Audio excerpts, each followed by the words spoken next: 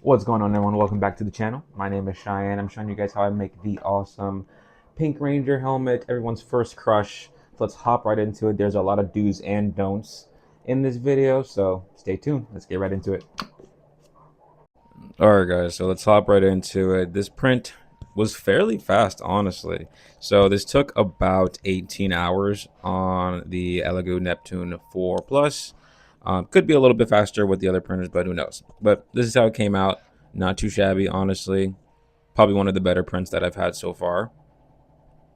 And then I printed the back on the Bamboo P1S. This one also came out beautifully. Literally, you can hardly see the layer lines. But as usual, we busted down with the 80 grit 120, and then we're going to go ahead and fix everything with some Bondo, glazing putty, and also knock it down with some of the filler primer as well. Make sure that whatever sanding you're doing right at that moment, go back in there with a piece of that sandpaper just to get into the nooks and crannies. It does help in the long run to get in between those spots that you can't hit with the orbital sander. This is how it should look after you hit it with the 80. Um, Again, try to get as much of the layer lines out the way on that first pass of the sanding. That way we can actually go through with the 120 and make everything a lot easier on ourselves. Not sure why I didn't record myself doing the 120, but you guys get the idea. Then you're going to go ahead and get the acetone and glazing putty, make that mixture, and paint that on there a couple layers. Once you sand all of that off, for some reason I also didn't record that one, you're going to want to get your safety mask and get on that filler primer. So a couple of coats of this filler primer does the job. I think I did about 4 coats just to make it pretty thick, um, and fill in some of the spots that were a little rough. For some reason, this print, every time I sanded it, some parts kind of broke off and it was kind of weird. So some of the layers lifted up, but those were filled in with some body filler and the filler paint. Now, once you got a couple layers down, it should look something like this. About 3 or 4 layers go on here. Let that dry for about an hour or so, and then we can hop right into our wet sand. First things first, we're going to do a wet sand of 400 grit. We're going to do it on the front and the back. Now, this is a crucial step before we finally paint it. So make sure you get in between all the nooks and crannies as you can. Now, there are a couple ways you can go about this. You can do my method where I just have a bucket of water, then I have a spray bottle on here spraying, and then I'll cover the whole helmet with water, sand it down, rinse and repeat. Quite literally, rinse and repeat, front and the back. Or you can do it over running water, whichever works for you better. I like to save water though. Other than that, this whole process of sanding is probably the easiest part.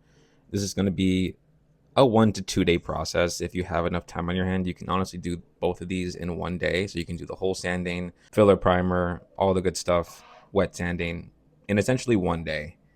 And then what you're going to want to do after that is wait for it to dry. And while it's drying, you can definitely hop into something else like the bits and pieces. So for this one, it's going to be my go-to method. I think I've spoke about this since I first did this method. Resin coating the prints, at least the smaller pieces, because one, my hands are huge. I'm not about to get into these nooks and crannies with these hands. I can't do it. And any tools that I use, I feel like you're going to scratch it or just do too much damage to it. So I'd rather just cover this with some resin. Even the little eyes, yeah, it's necessary. Honestly, it covers the layer lines perfectly. I can't complain. Works every time. So once you do that, you're going to want to go ahead and throw that into the cure box. Again, about 2 layers on it. This takes literally about 10 minutes to do this, so it shouldn't be too bad. Next part you're going to want to do is get ready for another session of filler primer. Now, the only reason I do this essentially is just to make sure I got everything and making it look as smooth as possible. You don't essentially need to do a lot of coats. I only did about 2 on the front and the back of the helmet, and it should look something like this. Again, just to make sure, it'll really point out what you missed. And if you did miss those things, then just hit it again with some wet sand. But anyways, as long as you got a smooth helmet, you should be good to go on to priming the whole helmet. So we're no longer sanding, at least for right now. This is the part where I messed up. So I did a flat white primer like normal, and this is great. This is what you're supposed to do. And then you wait about 4 or 5 hours, and I let that dry. And then I went over it again with a high gloss white. This is the part where I messed up. I tried to cut corners and it did not work, because this is what happens when you rush. And yeah, so we're gonna have to restart because it basically crinkled and wrinkled everything. But in the meantime, I got the visor done, got that out the way, I got it cut, shaped to my desired shape. And if you need a video on that, there is a previous video that I made on how I did the visors. I also did the mouthpiece, did the filler primer on it, and then I'm also going to wet sand the mouthpiece, just because I know how long it's going to take for me to sand down all that paint that I did on the front of the helmet. So I'm going to get all these little stuff out the way first. Yeah, this definitely set me back, but we're still here, we're still running. After that, you're going to want to hit it with the high gloss black.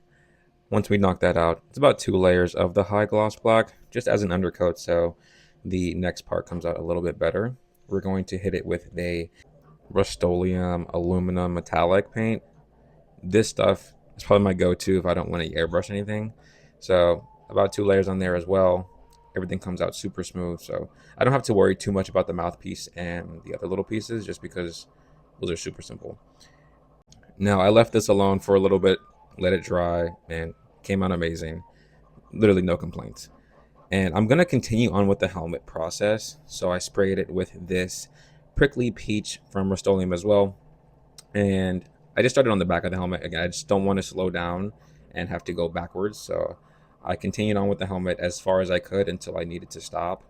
But for this one, we did about 2 coats. I waited about an hour in between each of these coats, just to make sure I hit everything I needed to hit and it got full coverage on the helmet. So once you're satisfied with about 3 or 4 coats, you should be able to take off the masking tape and reveal a nice, clean, crispy line that we have. And essentially, you're done with the back of the plate. And the next part we're going to do are the gems for the eyes. For this one, I used a airbrush. I just used a iridescent forest green. And I can definitely let you guys know that using an airbrush is not for the weak. I had to do this at least twice, just because I'm really new to airbrushing. So if you have any tips or tricks, please teach me. But I ended up getting it down packed, and this is how it came out. So I did about 5 or 6 passes with the airbrush, and it came out pretty nice. Now we're on round 2 of sanding. So we went ahead and took all the paint off of that, painted it again with the white flat primer, let it dry again for a whole day this time, and then everything came out nice. And here is the second coat that I did on here. Again, do nice thin layers. It does still lay on pretty nice, but the third layer should look something like this. Nice, clean, shiny. It is a high gloss, so be careful. Again, nice thin layers should do you just fine. Now, while that's waiting to dry for at least 24 hours, we're going to go ahead and spray mouthpiece with a Duplicolor clear coat, and that should take about another 24 hours to cure as well. But here's how it looks, super shiny. After doing a couple of helmets, I think I've mastered doing the mouthpieces for sure, just because they have always come out super crispy. So love the way my method's going.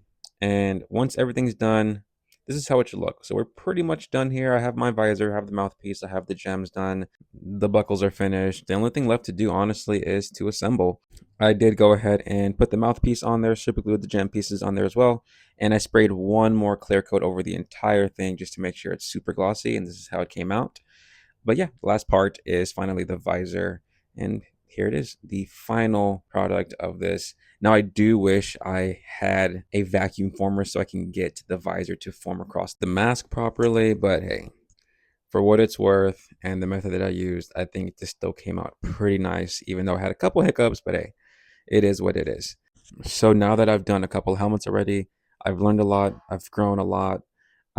Definitely want to make sure I have a good collection, so I'm probably going to be redoing a lot of the helmets. And that also means I'm going to be giving away a lot of these helmets. So for every 100 subscribers, I'm going to be giving away one of the helmets that I've already made. So if you guys have made it this far into the video, I just want to say thank you guys for watching. All the support that I've been getting, it's great. It would be great if you guys like and subscribe to this channel. It definitely helps the channel grow a bit more. Also, my social medias as well are the same thing. Stay tuned for the next Ranger. I'm going to be working on the Blue Ranger. Let's go.